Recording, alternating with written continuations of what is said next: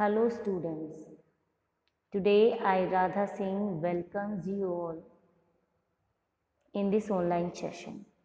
Today I will discuss with the chapter 5 from the book Honeycomb named Quality. Quality is written by John Galsworthy. So let's start with the summary of the chapter. The chapter is written by John Galsworthy. This contains the story of shoemaker named Mr. Jessler. They were two brothers. Their shop name is Jessler Brothers. The author knew them in his early days or childhood as his father used to get his shoes made by them. They have a small shop. As two shops let into one, the shop contains few pairs of shoes made by them. At the age of 14, the author got his first shoes made by them. He thought that the shoes made by the Jesslers were mysterious and wonderful. The brothers made shoes only on the order, and the author had stated that shoes lasted terribly. Mr. Jessler was confident about his work, even he returned the payment if he found any fault in his shoes, as it was difficult for him to accept complaints regarding his work.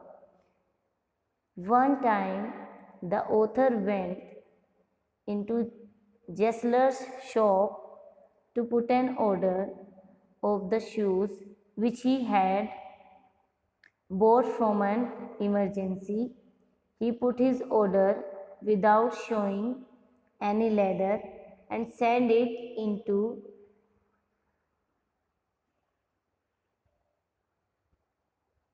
the author. Those are those are not my boots. It hurts you there.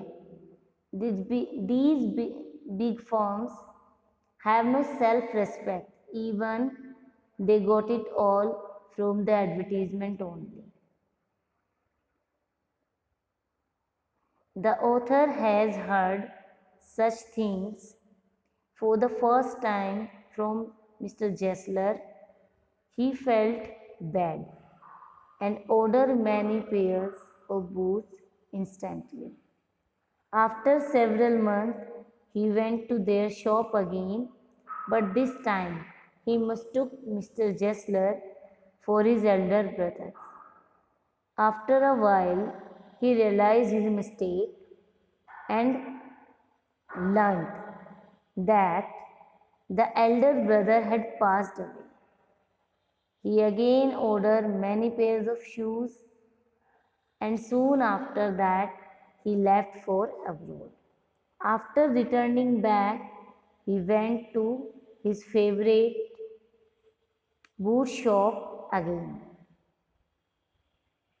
This time, Mr. Jessler looked more aged.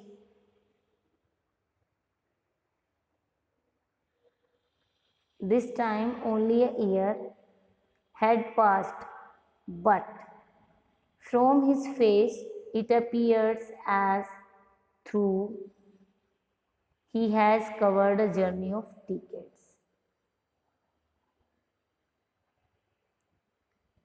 The artist ended, but with a bitter truth. Mr. Jessler failed to recognize the author. The author, as usual, placed his order, and this time the boots were better than ever. The author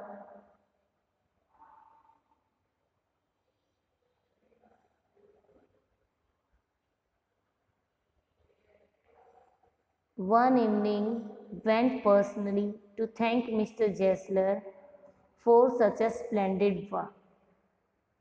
But The nameplate was missing from the shop. He found an Englishman inside.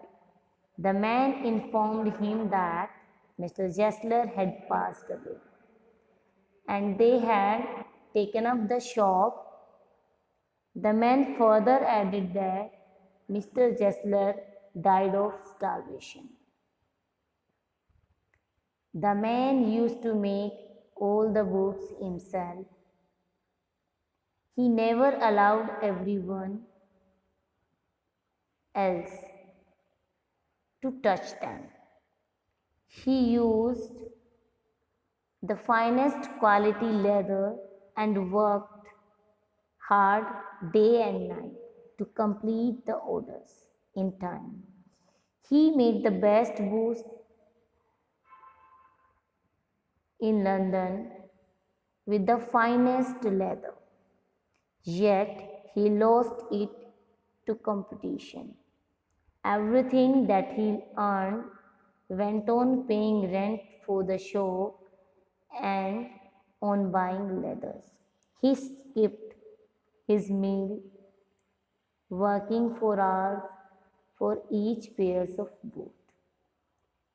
So that's it, students. Thank you for being with me. In the next video or assignment, I will let you know the further exercise of the chapter. Thank you.